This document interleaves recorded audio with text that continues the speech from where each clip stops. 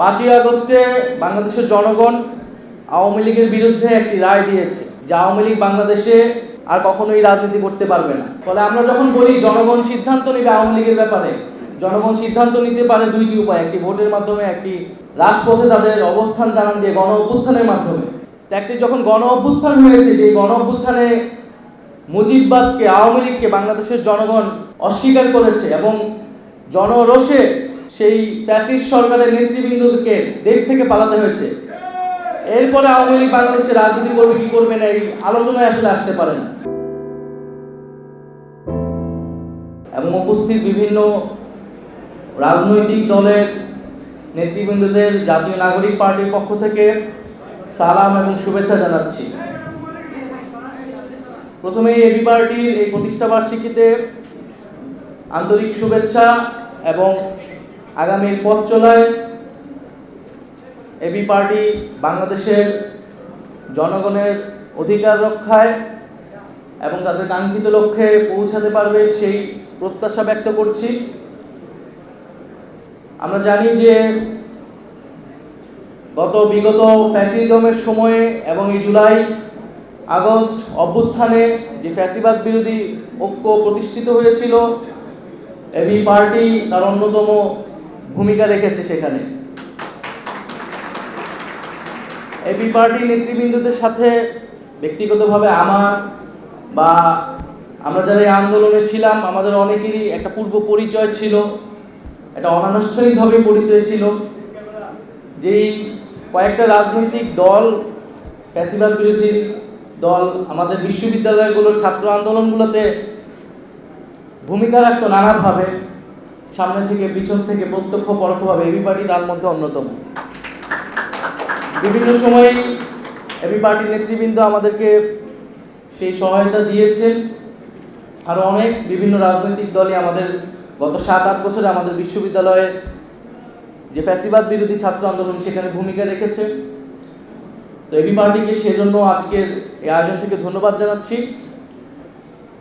তো আজকে আমাদের পুরো রাজনৈতিক অঙ্গনেই যে আলোচনা ধরে আগাচ্ছে রাজনীতি, সংস্কার, নির্বাচন এবং তার সাথে আওয়ামী লীগের বিচার, আমরা মনে করি যে কোনোটাই একে অন্যের থেকে বিরোধী নয়, বরং এই তিনটার সমন্বয়ে বাংলাদেশের এই যে পরিবর্তন, গণতান্ত্রিক রূপান্তর, সেটি হওয়া সম্ভব। 5ই আগস্টে বাংলাদেশের জনগণ আওয়ামী লীগের বিরুদ্ধে একটি রায় দিয়েছে যে আওয়ামী লীগ বাংলাদেশে আর কখনোই রাজনীতি করতে পারবে না। ফলে আমরা যখন বলি জনগণ সিদ্ধান্ত নেবে আওয়ামী লীগের ব্যাপারে, জনগণ সিদ্ধান্ত নিতে পারে দুইটি উপায়, একটি ভোটের মাধ্যমে, একটি রাজপথে তাদের অবস্থান জানান দিয়ে গণ অভ্যুত্থানের মাধ্যমে। একটি যখন গণ অভ্যুত্থান হয়েছে, সেই গণ অভ্যুত্থানে মুজিববাদকে, আওয়ামী লীগকে বাংলাদেশের জনগণ অস্বীকার করেছে এবং জনরোষে সেই ফ্যাসিস্ট সরকারের নেতৃবৃন্দকে দেশ থেকে পালাতে হয়েছে। এরপরে আওয়ামী লীগ বাংলাদেশে রাজনীতি করবে কি করবে না এই আলোচনায় আসলে আসতে পারে না।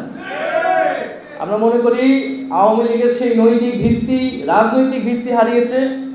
এখন তার আইনি বন্দোবস্ত কি হবে, কোন প্রক্রিয়ায়, কোন আইনি কাঠামোতে আমরা আওয়ামী লীগকে বাংলাদেশের রাজনীতি থেকে দূর করতে পারি এবং একটি গণতান্ত্রিক প্রক্রিয়ায় যেতে পারি, সেই বিষয়ে আমাদের সেই পথ আসলে উত্তরণ করতে হবে। তো সেই জায়গায় আওয়ামী লীগের নিবন্ধন বাতিলটা এই সময় অতি দ্রুত সময় আসলে করা উচিত।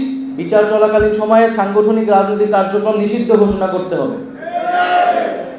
এবং বিচারের মধ্য দিয়ে আওয়ামী লীগের একটা চূড়ান্ত ফয়সালা হয়তো আমরা পাব।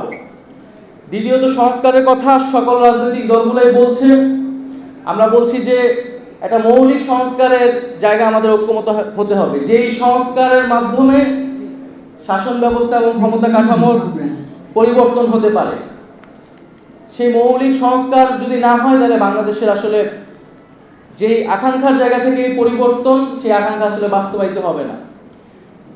তৃতীয়, নির্বাচন খুবই গুরুত্বপূর্ণ এবং নির্বাচন মানে হচ্ছে ক্ষমতা হস্তান্তরের প্রক্রিয়া এবং এই প্রক্রিয়া নিয়েই বাংলাদেশে সবসময় যে রাজনৈতিক দ্বন্দ্ব তৈরি হয়েছে এবং এই শান্তিপূর্ণ ক্ষমতা হস্তান্তরের জন্য আসলে প্রাতিষ্ঠানিক নিয়মের বাইরে প্রয়োজন রাজনৈতিক দলগুলোর সদিচ্ছা রাজনৈতিক সংস্কৃতির পরিবর্তন, রাজনৈতিক দলগুলোর মধ্যে নিজেদের মধ্যে সেই আস্থা এবং বিশ্বাসের জায়গা অর্জন করা। সেই আস্থা ও বিশ্বাসের জায়গা যদি অর্জন না হয়, তাহলে শান্তিপূর্ণ ক্ষমতা হস্তান্তরের যেই সংস্কৃতি, সেটি বাংলাদেশে আমরা চালু করতে পারবো না।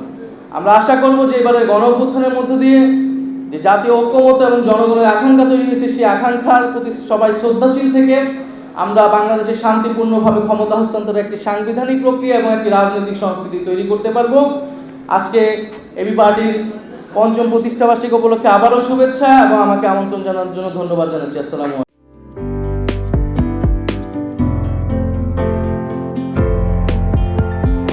পহেলা জানুয়ারি 2025 ইউটিউব জার্নালিজমের অগ্রদূত changetv.press 6 বছর পেরিয়ে পা রাখল গর্বিত আমি অত্যন্ত আনন্দিত হলাম যে চেঞ্জ টিভি আগামী কয়েকদিনের মধ্যেই 6 বছর পূর্ণ করবে।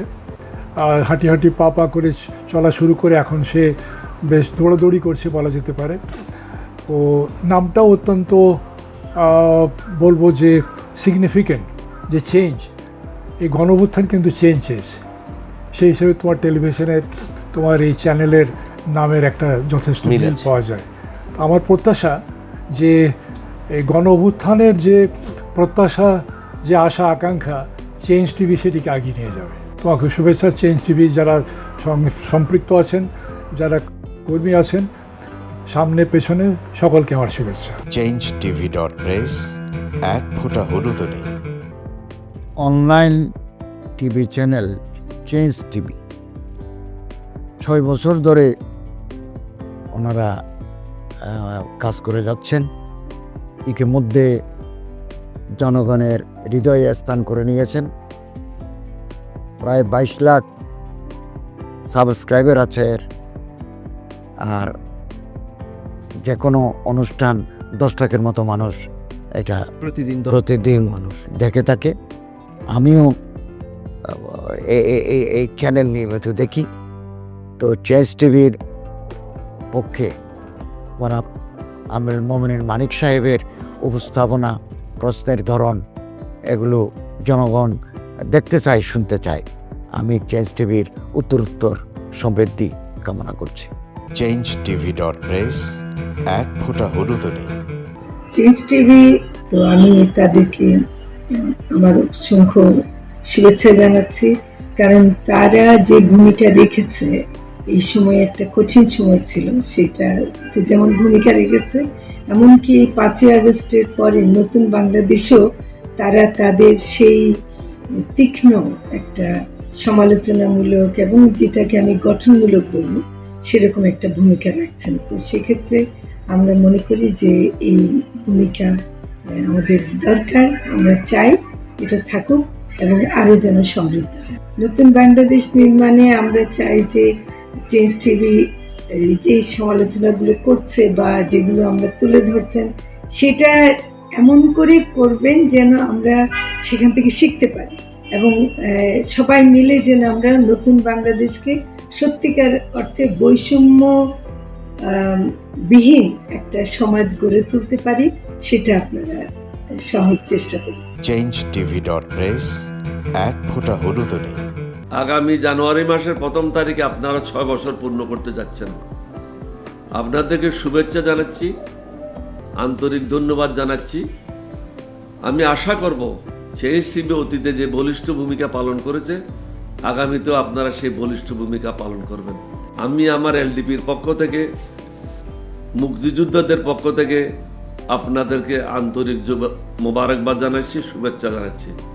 আশা করি দিন দিন আপনারা উন্নতির শিখরে এগিয়ে যাবেন। ধন্যবাদ।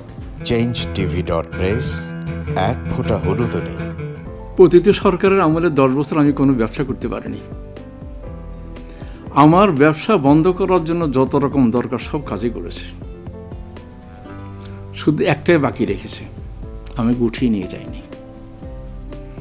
নয়া দিগন্তর মাধ্যমে যাদেরকে আমরা চেষ্টা করেছি সার্ভিস দেওয়ার জন্য, এরা আমাদের অনেকেই খোঁজখবর রেখেছে। ব্যস্ততার জন্য হয়তো দেখা সাক্ষাৎ হয় না, কিন্তু আমি একজনকেই পেয়েছি।